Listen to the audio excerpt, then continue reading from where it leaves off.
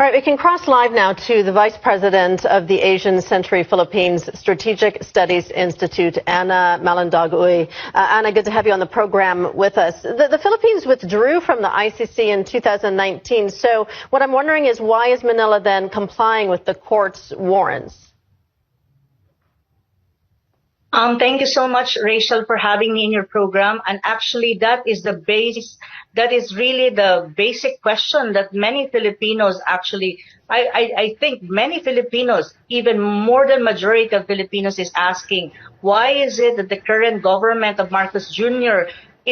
had surrendered a former president to the ICC when in fact the Philippines, as far as we are concerned, is not anymore part of the ICC. So really and substantially speaking, the ICC has no jurisdiction over us, and this is actually being considered by this happening right now, and being our former president being brought to the ICC is actually a blatant assault to our sovereignty as a country. They're interfering in our internal affairs, and one thing that I can tell you, Rachel, our country is not a failed state, and it means that our judiciary, our courts are functioning and very vibrant. And in the ICC, there's such a thing as complementary principle, that the ICC will only to a country if you're a member, if your courts are not functioning anymore. But that is not the case of the Philippines. So basically, this kind of happening is something that is a very sad story for us Filipinos, and I think this is a glaring and a blatant assault to our sovereignty as a country. But even then, the question really also among the minds of Filipinos is, why is it that the Marcos administration has cooperated with the ICC? But of course, this is very much related to domestic politics that is going on in the country. As you can see, politically speaking, there's this ongoing feud between the Marcoses and the Dutertes. And I think the Marcos Jr. administration has weaponized the ICC against the Dutertes.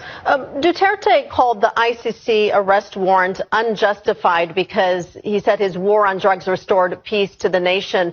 What do you make of that argument?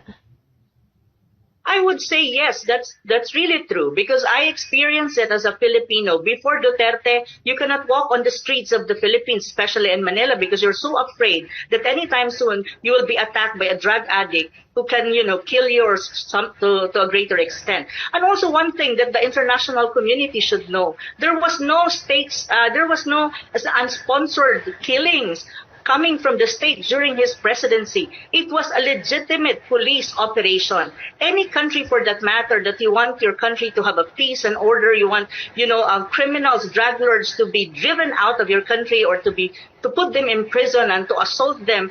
It's a legitimate action coming from the state, and I think our former president was just doing job.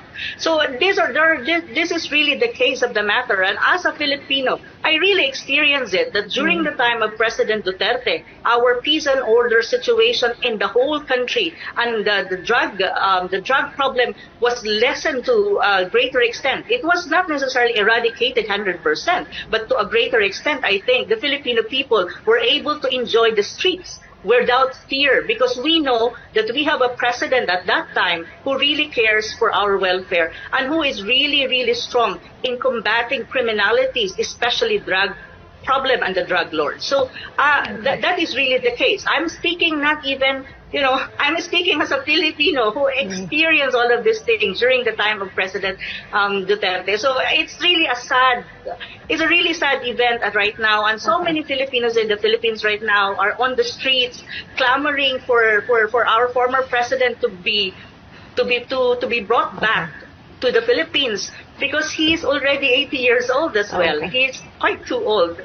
Okay, we're going to leave it there. Vice President of the Asian Century Philippines Strategic Studies Institute, Ana Malindaug-Uy. Ana, thank you.